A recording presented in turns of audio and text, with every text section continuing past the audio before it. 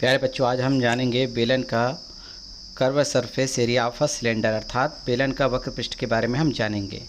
आपको स्क्रीन में दो सिलेंडर दिखाई दे रहा है, एक खोखला बेलन है और एक ठोस बेलन है। यहाँ पर दोनों की लंबाई और गहराई क्या है, एक समान है, अर्थात दोनों के व्यास सिलेंडर के व्यास क्या होंगे, सेम होंगे, यानी बराबर होंगे।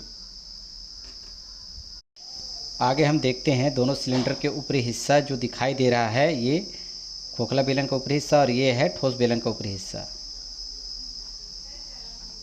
ये सिलेंडर का बेस कहलाता है।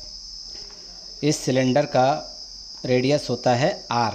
तो आप बताइए इस सर्कल का परिधि सरफेस कितना होगा। हमें पता करना है कि सर्कल का परिधि कितना होता है, 2πr होता है। अर्थात हमें ज्ञात हो गया कि सर्कल की परिधि कितनी होती है, 2πr होती है। आगे हम देखते हैं दोनों सिलेंडर पर, ये खोखला बेलन है और ये है ठोस बेलन का ऊपरी हिस्सा जो वक्र पृष्ठ नहीं कहलाता है, और इसका मुड़ा हुआ जो हिस्सा होता है वही कहलाता है बेलन का वक्र पृष्ठ अर्थात कर्व सरफेस कहलाता है। अब हमें इस मुड़ा हुआ हिस्सा अर्थात है ना सिलेंडर का कर्व सरफेस हमें पता करना है कि इसका एरिया कितना होता है, अर्थात वक्र पृष्ठ का क्षेत्रफल कितना होगा। चूँकि हमें पता है कि दोनों सिलेंडर का व्यास अर्थात डायमीटर क्या होती है, सेम होती है।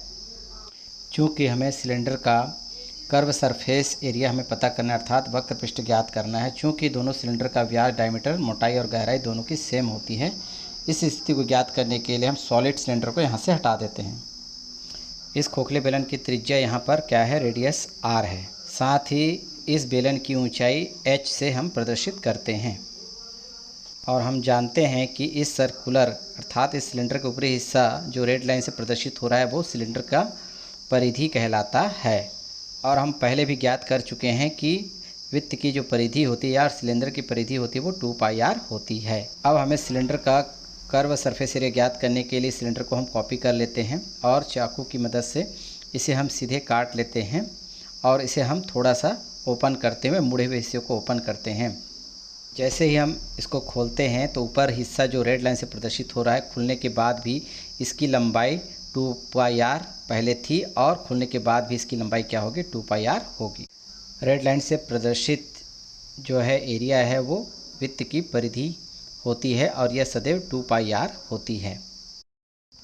इसके बाद हमें पता है कि बेलन की हाइट क्या होती है, h होती है। अब हम बेलन के वक्र भाग को धीरे धीरे ओपन करते हैं, खोलते हैं और खोलते हैं और खोलते हैं तो हमें पूर्णतः एक आयताकार आकृति दिखाई देती है। ऊपर की ओर जो रेड लाइन प्रदर्शित होता है वो बेलन की परिधि होती है जो इस तरह से खुलने के बाद दिखाई देता है, और पीले रंग से प्रदर्शित बेलन की हाइट यानी ऊंचाई कहलाती है। इस तरह से बेलन का वक्र भाग आयताकार भाग में हमको प्रदर्शित हो रहा है।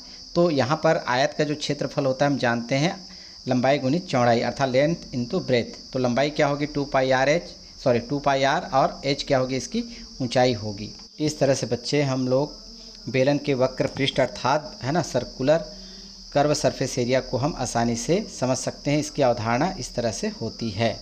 इस वीडियो को लाइक करें, सब्सक्राइब कर लें। धन्यवाद।